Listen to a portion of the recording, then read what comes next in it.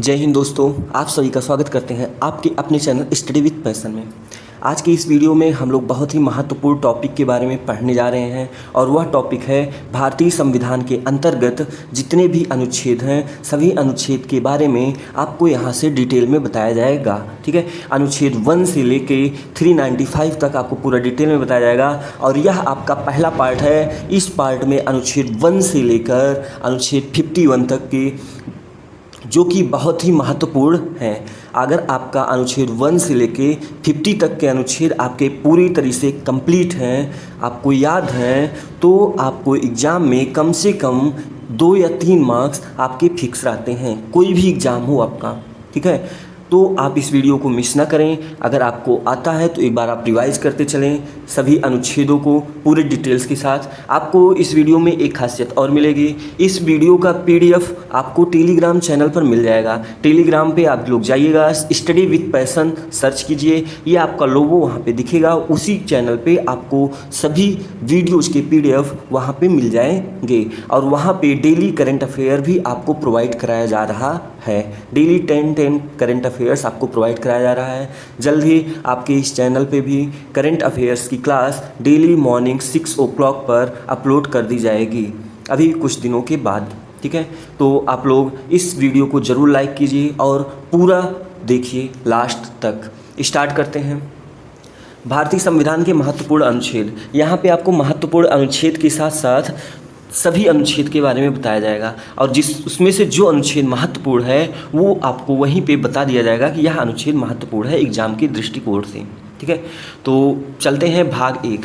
भाग 1 आप सभी को पता होगा, संघ और उसका राज्य क्षेत्र है भाग 1। ठीक है, और भाग 1 में अनुच्छेद 1 से लेकर अनुच्छेद 4 तक के अनुच्छेद भाग 1 में हैं। ठीक है, तो अनुच्छेद 1 की बात की जाए तो अनुच्छेद 1 के अंतर्गत क्या है? अनुच्छेद 1 के अंतर्गत है name and territory of the union, means संघ का नाम और क्षेत्र, यही आपका अनुच्छेद 1 है। ठीक है, तो दोस्तों अनुच्छेद 1 क्या है? अनुच्छेद 1 संघ का नाम और क्षेत्र। ठीक है, आपको बस कुछ नहीं करना, बस मन में 2 बार आप रिपीट कीजिए, आपको अपने आप तुरंत याद होते चला जाएगा। वीडियो के साथ साथ आप 10 मिनट के वीडियो में 50 अनुच्छेद 50 आर्टिकल्स आप याद कर सकते हो, जस्ट इमेजिन। ठीक है, तो बस आप लोग पूरा लास्ट तक देखिए। अनुच्छेद 1 में क्या है? संघ का नाम और क्षेत्र, यह है अनुच्छेद 1।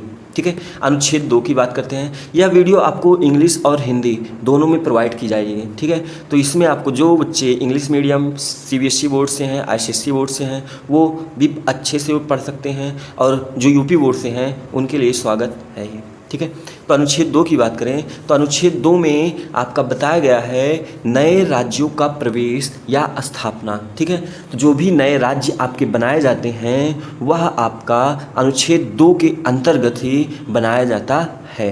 ठीक है, कोई भी नए राज्य की स्थापना अगर होती है आगे चल के, वो आपके आर्टिकल 2 के अंतर्गत से ही होती है। ठीक है, अनुच्छेद 2A की बात की जाए तो यह निरस्त कर दिया गया है, तो यह इंपॉर्टेंस नहीं है आपका। ठीक है, नेक्स्ट चलते हैं अनुच्छेद 3 की तरफ। अनुच्छेद 3 क्या है? नए राज्यों का गठन और मौजूदा राज्यों के क्षेत्रों, सीमाओं या नामों में परिवर्तन। ठीक है, नए राज्यों का गठन, नए राज्य कोई भी गठन होगा तो उसका, और मौजूदा राज्य। ठीक है, प्रेजेंट टाइम में जितने भी राज्य हैं, अगर उस राज्य के अंतर्गत किसी भी सीमा के नाम में या फिर किसी भी प्लेस के नाम में परिवर्तन किया जाता है तो वह अनुच्छेद 3 के अनुसार ही किया जाता है, आर्टिकल 3। ठीक है, नेक्स्ट है आर्टिकल 4। आर्टिकल 4 की बात करें पहली और चौथी अनुसूची में। ठीक है, आपको अनुसूची भी बताई जाएंगी, जितनी अनुसूचियाँ हैं आपको पूरा डिटेल में बताया जाएगा। आप लोग बस इतना जानते रहिए, पहली और चौथी अनुसूची में संशोधन और पूरक आनुषंगिक और परिणामी मामलों के लिए उपबंध करने के लिए अनुच्छेद 2 और 3 के तहत बनाए गए कानून जो हैं वही आपका अनुच्छेद 4 है। आप ये भी बोल सकते हो कि अनुच्छेद 2 और 3 को अगर एक साथ मिला दिया जाए तो आपका अनुच्छेद 4 तैयार हो जाता है। ठीक है, नेक्स्ट है भाग 2। भाग 2 की बात की जाए तो भाग 2 है नागरिकता। ठीक है, क्या है? सिटीजनशिप, जिसे हम बोलते हैं नागरिकता। नागरिकता आपको बता दें, नागरिकता के अंतर्गत मीन्स भाग 2 के अंतर्गत आर्टिकल 5 से लेके आर्टिकल 11 तक यहाँ पे आपको विस्तृत रूप से बताया जा रहा है। ठीक है, तो आप लोग ये भी ध्यान रखिए, ये जो भाग दिए गए हैं ये भी आपके बहुत ही इंपॉर्टेंस है। कोई भी एग्ज़ाम होता है मोस्टली आपका यही पूछा जाता है कि भारतीय संविधान में भाग 2 में क्या लिखित है, भाग 3 में क्या लिखित है, भाग 4 में क्या है। तो आप लोग को ये पता होना चाहिए भाग 2 में क्या है, नागरिकता है। ठीक है, अनुच्छेद 5 की बात करें तो अनुच्छेद 5 है संविधान के प्रारंभ में नागरिकता। ठीक है, citizenship at the commencement of the constitution, means जब संविधान स्टार्ट हुआ था उसके प्रारंभ में जो नागरिकता थी वो आर्टिकल 5 के अंतर्गत थी। नेक्स्ट है अनुच्छेद 6, व्यक्तियों की नागरिकता का अधिकार जो पाकिस्तान से भारत आए। ठीक है, मीन्स जब आप जानते हैं भारत पाकिस्तान का बदलाव हुआ था, ठीक है, उसके अंतर्गत कुछ ऐसे भी नागरिक थे जो पाकिस्तान से भारत आए थे, उनको जो नागरिकता दी गई थी वो अनुच्छेद 6 के अंतर्गत यही बताता है। ठीक है, नेक्स्ट है अनुच्छेद 7, आर्टिकल 7 की बात करें तो rights of citizenship of certain migrants to Pakistan. ठीक है, पाकिस्तान में कुछ प्रवासियों की नागरिकता का अधिकार। ठीक है, तो कुछ ऐसे भी प्रवासी हैं जो पाकिस्तान में रहते हैं। ठीक है, तो उनके जो नागरिकता का अधिकार है वो आर्टिकल 7 में। अनुच्छेद 8 की बात करें तो भारत के बाहर रहने वाले भारतीय मूल के कतिपय व्यक्तियों की नागरिकता का अधिकार। मीन्स आप लोग को एग्जाम्पल के तौर पे बता दें, जैसे भारत के बाहर कोई भी कंट्री हो, चाहे यूएसए हो या फिर कोई भी आपकी कंट्री हो, उसमें रह रहा है कोई नागरिक, तो उसका नागरिकता भारत के अधिकार है। ठीक है, आर्टिकल 8 की तरफ से। नेक्स्ट है आर्टिकल 9। आर्टिकल 9 की बात करें तो किसी विदेशी राज्य की नागरिकता प्राप्त करने वाले व्यक्ति नागरिक ना हो। ठीक है, आर्टिकल 9 में यही बताया गया आपका कि किसी भी विदेशी राज्य की नागरिकता, अगर कोई भी व्यक्ति है विदेश में नागरिकता प्राप्त कर ली है तो वह व्यक्ति यहाँ का नागरिक नहीं होगा। ठीक है, नेक्स्ट है अनुच्छेद 10 की बात करें तो नागरिकता के अधिकारों का निरंतरण। ठीक, means continuance of the rights of citizenships, यह आपका आर्टिकल 10 के अंतर्गत है। ठीक है, नेक्स्ट है अनुच्छेद 11। अनुच्छेद 11 की बात करें तो संसद कानून द्वारा नागरिकता के अधिकार को विनियमित करने के लिए जो आपका अनुच्छेद है वो है 11।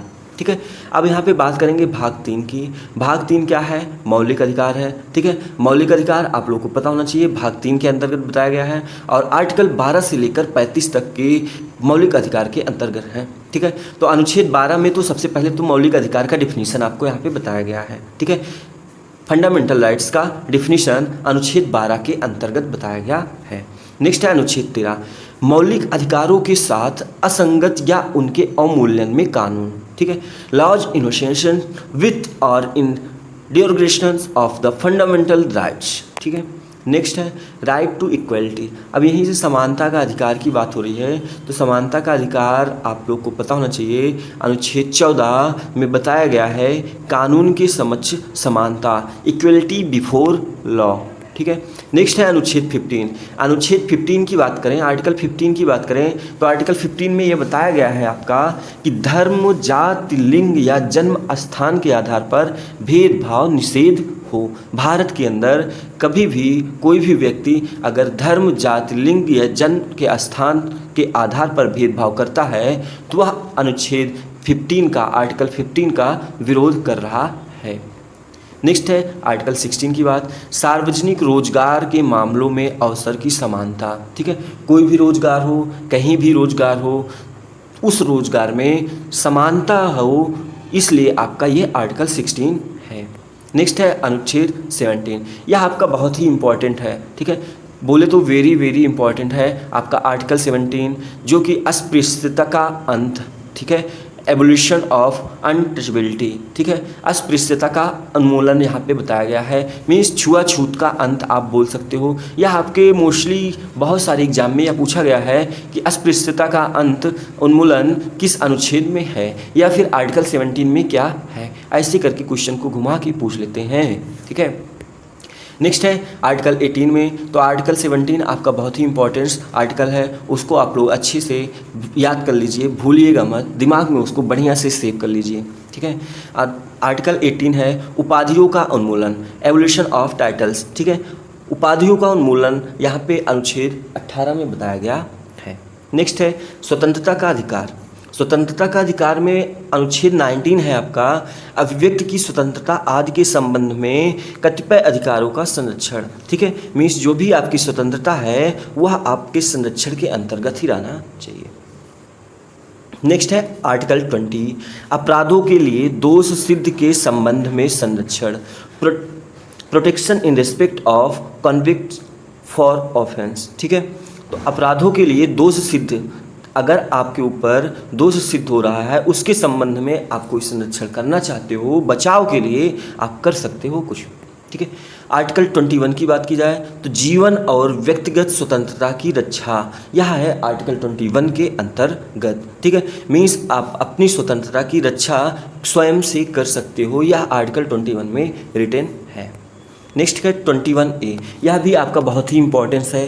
कब आपके पिछले एग्जाम पेट की एग्ज़ाम की बात करें, यूपी पेट हो या फिर रेलवे हो या फिर एसएससी के एग्ज़ाम जो इस टाइम चल रहे हैं, सभी एग्जाम्स में यह पूछा गया है 21A या फिर शिक्षा का अधिकार किस आर्टिकल में है। ठीक है, तो बहुत ही इम्पॉर्टेंट है यह आपका आर्टिकल 21A, तो इसको भी सेव कर लीजिए। नेक्स्ट है 22 की बात करें तो मामलों में गिरफ्तारी और निरोध के विरुद्ध सुरक्षा शोषण के खिलाफ अधिकार। ठीक है, मीन्स कोई भी आपने जो नहीं किया है उस मामले में अगर आपकी गिरफ्तारी हो रही है तो आप अपने आप को सुरक्षित करने के लिए जो अधिकार आपके पास है वह आपका अनुच्छेद 22 में रिटेन है। नेक्स्ट है अनुच्छेद 23 की बात करें तो मानव में यातायात का निषेध और जबरन श्रम। ठीक है, means prohibition of traffic in human beings and force labour. ठीक है, तो यह आपका 23 में रिटेन है। नेक्स्ट है 24 की बात करें तो कारखानों आदि में बच्चों के नियोजन पर रोक। ठीक है, आप सभी को पता होना चाहिए कि कारखानों आदि में छोटे छोटे बच्चों को काम करने के लिए एकदम सख्त कार्रवाई है कि वो बच्चे काम ना कर पाएँ। ठीक है, काम ना करें, उनकी उम्र कम से कम 18 साल होना ज़रूरी है।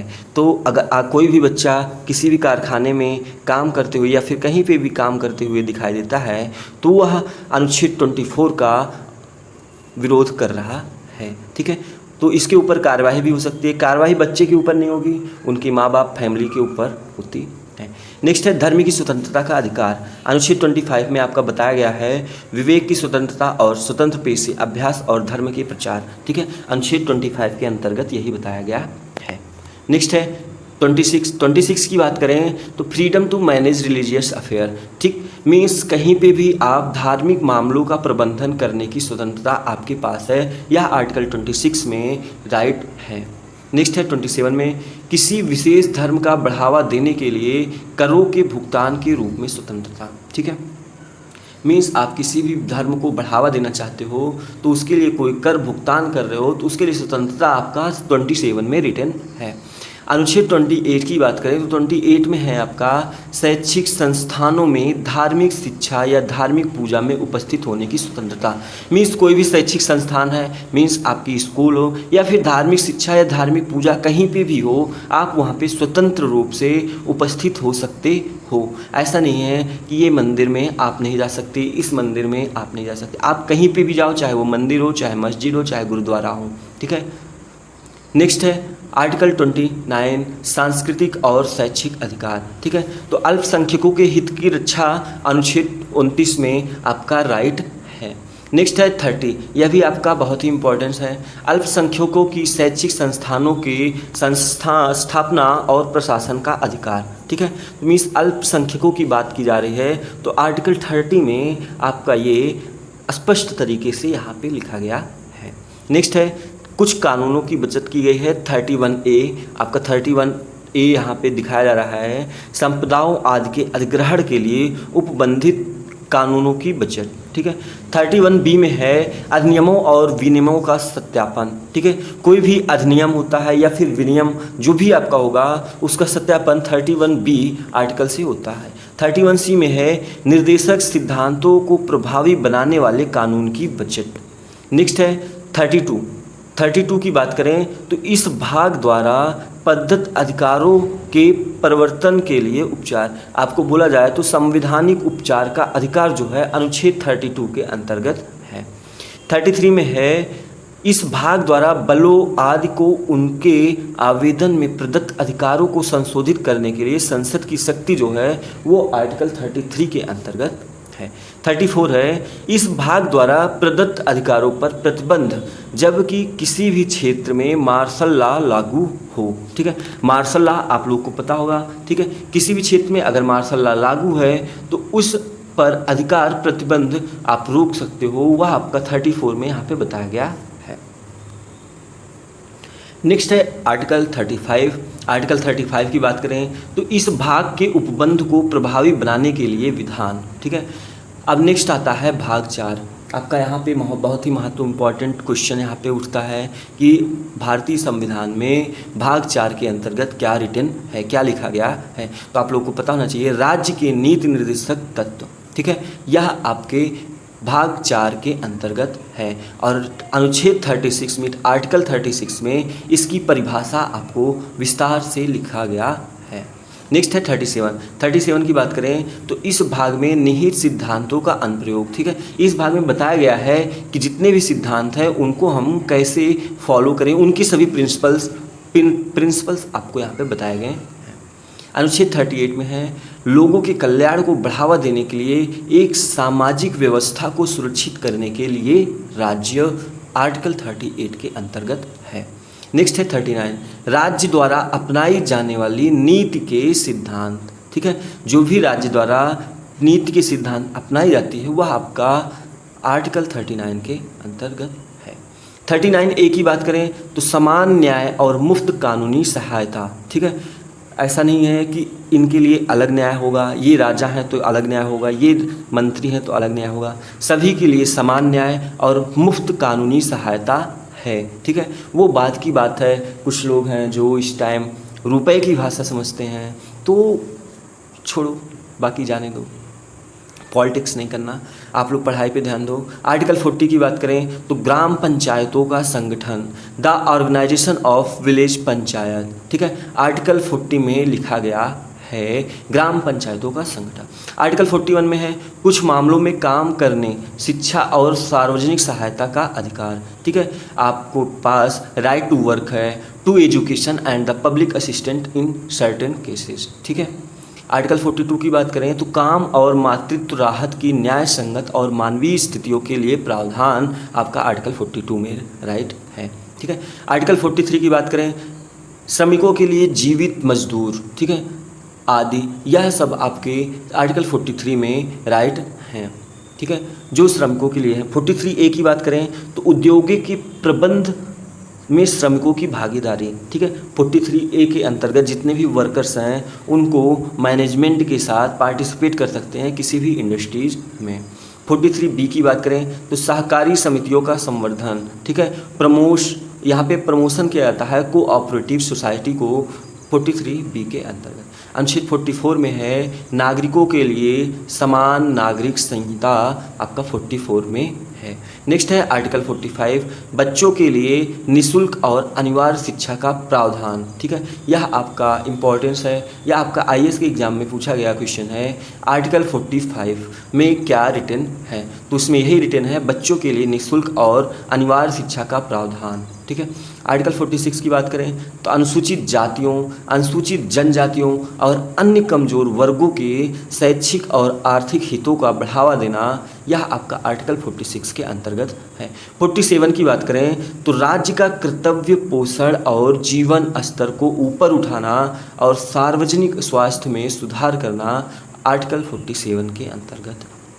48 की बात करें तो कृषि और पशुपालन के बारे में आपको यहाँ पे बताया गया है, एग्रीकल्चर और एनिमल हस्बेंड्री के बारे में आपको आर्टिकल 48 को बताया गया है। 48A के बारे में आपको हम बता दें, पर्यावरण का संरक्षण या फिर पर्यावरण से रिलेटेड जितने भी आपके सुधार तथा वन और वन जीवों की सुरक्षा होती है वह आपका 48A में है। 49 में है राष्ट्रीय महत्व के स्मारकों और स्थानों और वस्तुओं का संरक्षण, आर्टिकल 49 में है। आर्टिकल 50 की बात करें तो न्यायपालिका को कार्यपालिका से अलग करना, यह आपका आर्टिकल 50 का काम है। अगर अभी तक आपने वीडियो को लाइक नहीं किया है तो उसको लाइक कर दीजिए और इसे ज़्यादा से ज़्यादा अपने दोस्तों में शेयर कीजिए और चैनल को सब्सक्राइब कीजिए। और अपने दोस्तों से भी थोड़ा रिक्वेस्ट है आप सभी से कि चैनल को सब्सक्राइब ज़रूर कीजिए, वीडियो को लाइक कीजिए। ठीक है, 51 की बात करें तो अंतर्राष्ट्रीय शांति और सुरक्षा को बढ़ावा देना, यह आपका 51 के अंतर्गत है। 51A यहीं पे आपका आ जाता है भाग 4A। ठीक है, अभी तक आपने भाग 4 पढ़ा, तो भाग 4 में मूल अधिकार है और भाग 4A में है मौलिक कर्तव्य। ठीक है, तो ये जो आपकी भाग 1 से लेकर भाग 5 तक आपको जो बताए जा रहे हैं, ये सभी भाग आपकी इंपॉर्टेंस है या हमेशा एग्जाम में पूछे जाते हैं। आपके भाग 1 से लेकर 5 तक कोई भी एग्जाम होगा, उसमें से आपका 1 से 2 क्वेश्चन जरूर से जरूर पुटअप होगा कि भाग 1 में क्या है, भाग 2 में क्या है। तो चलो दोस्तों, आप लोग इसी वक्त रिवीजन कर लो। बताइए भाग 1 में क्या है, आप सभी को कमेंट बॉक्स में करके बताना है। भाग 1 में क्या है, भाग 2 में क्या है, भाग 3 में क्या है, भाग 4 में क्या है और भाग 4A यहाँ पे आपको दिखाया जा रहा है मौलिक कर्तव्य। ठीक है, तो चीटिंग करने की ज़रूरत नहीं है। अगर आप चीटिंग कर रहे हैं तो मीन्स आप अपने को ही धोखा दे रहे हैं, क्योंकि एग्ज़ाम में, कंपटीशन के एग्ज़ाम में आप तो इतना भी नहीं कर सकते हो कि पेपर लीक कराओ, और पेपर लीक कराने का मतलब समझते ही हो, तब भी भूल जाओगे। ठीक है, इसीलिए आपको खुद से पढ़ना होगा। ठीक है, जब तक आप खुद से मेहनत नहीं करोगे तब तक आपको सफलता नहीं मिलेगी। ठीक है, अनुच्छेद 50A1A में है मौलिक कर्तव्य। ठीक है, मौलिक कर्तव्य आपका भाग 4A के अंतर्गत मौलिक कर्तव्य है और 51A के अंतर्गत है मौलिक कर्तव्य, फंडामेंटल ड्यूटीज। ठीक है, वीडियो को लाइक कीजिए, ज़्यादा से ज़्यादा शेयर कीजिए और चैनल को सब्सक्राइब कीजिए। थैंक यू गाइज, आप सभी को मिलते हैं अपने अगले क्लास में। आज के लिए बस इतना ही। जय हिंद।